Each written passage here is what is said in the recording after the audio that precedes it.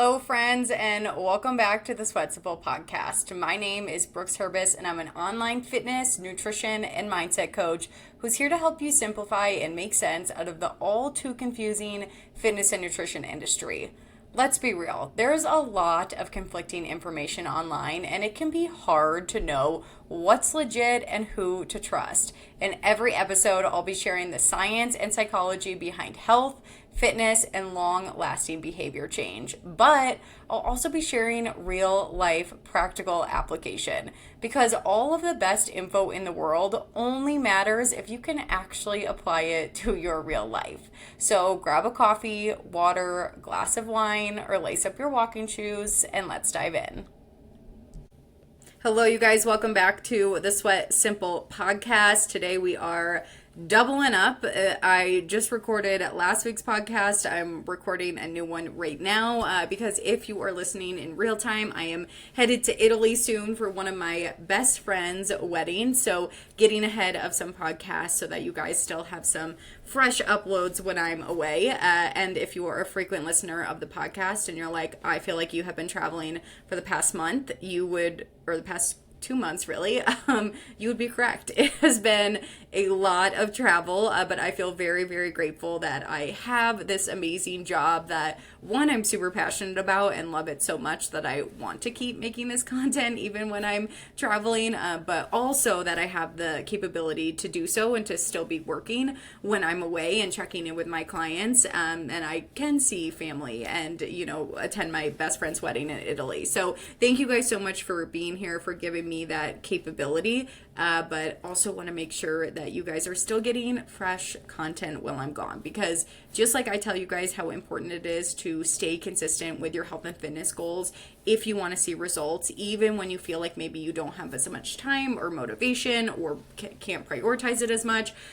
For me, creating this content is the same. I have big goals to grow my business, grow my podcast this year, which means that even when I don't feel like it, even when it feels extra hard, even when I'm strapped for time, I still need to show up and create this content. So really appreciate you guys being here. Enough of my rambling about all my travels. If you want to see me eating lots of pasta over the next 10 days, go make sure you are following me on Instagram, Sweat Simple. I'll be posting lots on my stories, but let's dive in to the nitty gritty of today's episode. Today we are talking all about 3 unexpected mistakes you are making on your fitness journey, because I know that you guys are hard working women. I know who my typical client is. I see you guys in my DMs on Instagram.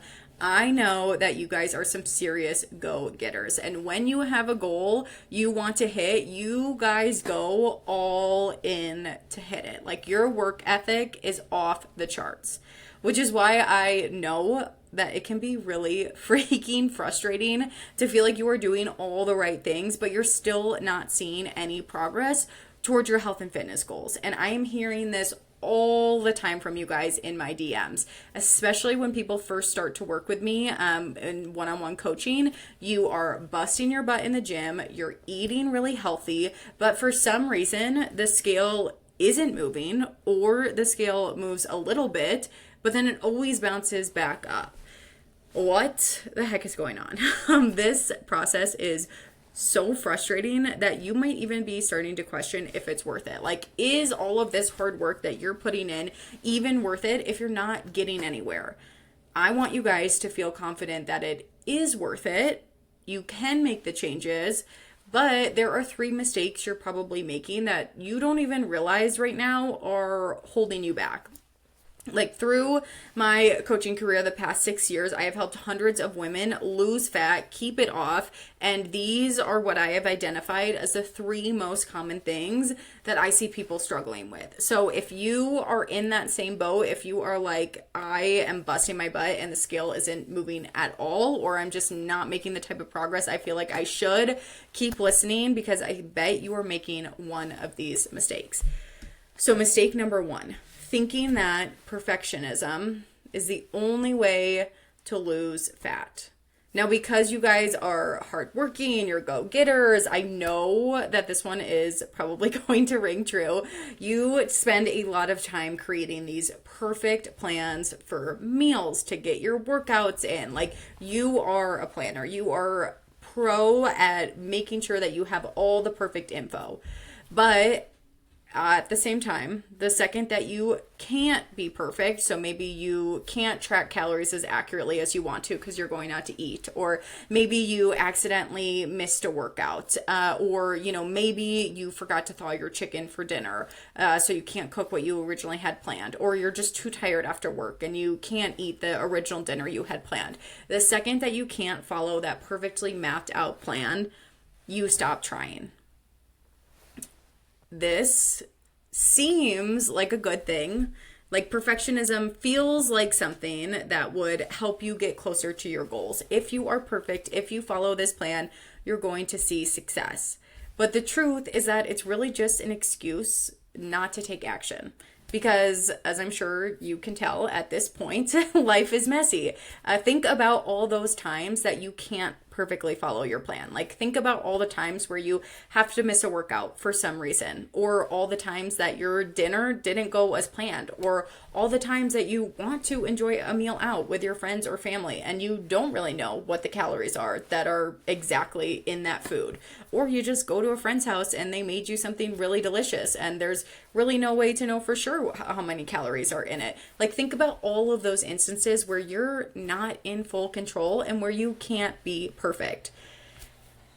Because of how frequently that's happening, it probably means that you can't stick to this perfect plan very often, which means that if every time you can't be perfect, you're throwing in the towel, you're not actually going to be very consistent at all.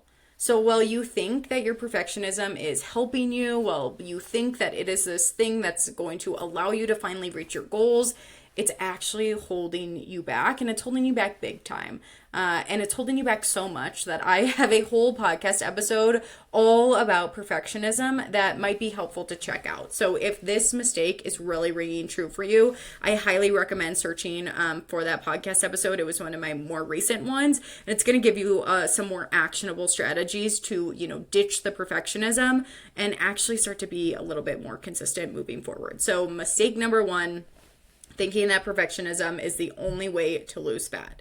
Mistake number two, and this was me big time before I was a coach, when I was on my own health and fitness journey, and it is not eating food that you enjoy. So if you grew up like I did in the diet industry of the 2000s and the 2010s, I am a 90s baby. I was deep in that 2000s era of like Atkins, Whole30, paleo. Like, when I was a young adult, feels like the wrong word, but it was like from when I was in college to maybe like 22 is when I was really deep in that like clean eating, Whole30, all those kinds of healthy eating plans. If you feel like you were in that same era, dieting and healthy eating was really all about restriction. We said it was about clean eating and eating really healthy, but really it was about what could you remove from your diet. There were always these long lists of foods that you could eat, which meant there was a much longer list of foods that you could not eat. In fact, I think Whole30 even had specifically foods that you could not eat. So it's natural that now we've matured. We know that restriction isn't the answer. We have more education around balance. And, at this point, we know restriction doesn't work. But because we have years and years and years of mindsets and messaging telling us that there are foods we can eat and there are foods that we can't eat, our natural tendency when you want to lose weight is still going to be to limit certain foods. That's normal. I want you to rest assured that no matter how hard you are working on balance, you're working on your mindsets, you're working on improving your relationship with food, it's normal for those messages around restriction and removal and bad foods and unhealthy foods to still be popping up. Because even when we know better, if you have years of experiencing and messaging telling you the opposite, telling you that you shouldn't eat ice cream, chips, whatever it might be, it's going to take you a long time to get comfortable with the fact that you can eat those foods and lose fat. Like, this is so ingrained in so many of us that it's actually one of the biggest things that I continue to work with my one-on-one online coaching clients with, because I can see the wheels turning when we're working together, and I can see them even, sometimes they even correct themselves. They'll be like, I ate so bad this weekend. And they're like, I know that there's like no bad foods, but, and it's that they know better, but we're still having to do a lot of the work to overcome these messages that they've had for so long. So if you're feeling like you're in that same boat, I want you to know that it's normal, and it takes a lot more than just a couple years to really start to undo a lot of that messaging around restriction. But as I'm sure you're seeing, the more that you try to cut these foods out, the more likely you are to actually overeat them when you finally do allow yourselves to have them. You start to feel like it's like your last chance, so you tend to go completely overboard. So while restriction is tempting, it is much more important and beneficial for your long-term fat loss to start to work through some of those old mindsets and really improve your relationship with food to stop the restriction. So mistake number 2 is thinking that you still need to cut out any sort of food that you really like and enjoy. So mistake number 3, we are at our third and final mistake. It is ignoring stress. And this is a big one. And I'm probably not going to take this in the route that you think I am if you are deep in TikTok and Instagram right now, because right now cortisol is the trendy thing to hate on. Everyone is talking about like cortisol face and cortisol bloating, and we need to reduce and get rid of all cortisol. But the truth is that and if you don't know, cortisol is our main stress hormone. So cortisol and stress are very tied together. But the truth is that cortisol isn't inherently bad, and you actually need cortisol in your body. It's not cortisol that's causing fat gain. I just want to make that super clear. We do not need to eliminate and get rid of all of our stress, all of our cortisol. It's not cortisol alone that is causing fat gain. I will say, though, that stress makes fat loss harder. It's just the truth. When you are stressed, you're much more prone to emotional eating, and it is a lot harder to tap into the part of your brain that utilizes self-control and logical decision making. When you are stressed, you are sitting in the emotional side of your brain, and it is almost near impossible to tap into the side that utilizes self-control. So when you're stressed and you're trying to make the healthier decision, it feels so much harder.